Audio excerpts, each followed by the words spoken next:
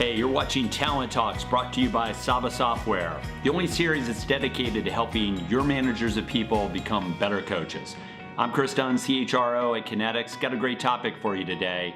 What to do when a candidate asks you for the range of the position that you're considering them for.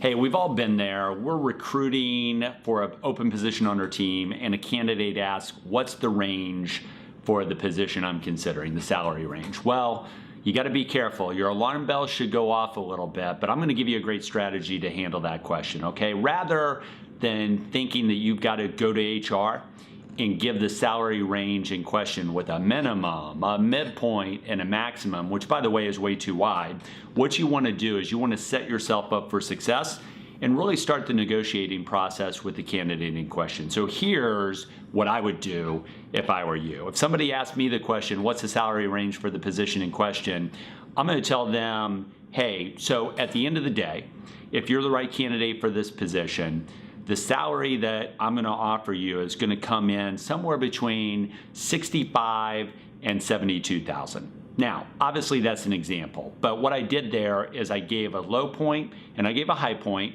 and I gave a fairly narrow range. So I've answered their question, and I've also set myself up for success if indeed I do get to the end of the rainbow and offer the position to that candidate. Because here's what happens.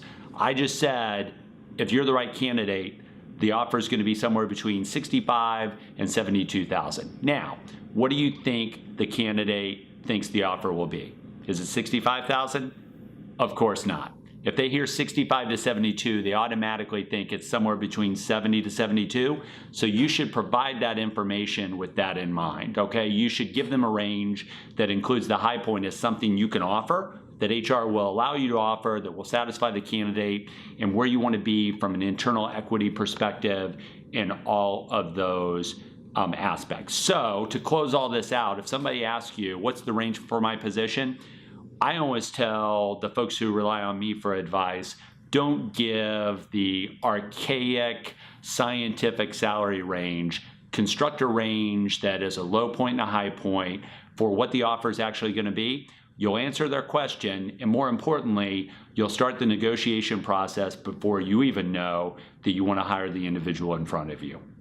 That's it for Talent Talks today. If you like what you heard, be sure to look below this video window, hit us with a like or comment, maybe even give us both. Special thanks to Saba Software for sponsoring this series. Until the next time at Talent Talks, I'm Kris Dunn. We're out.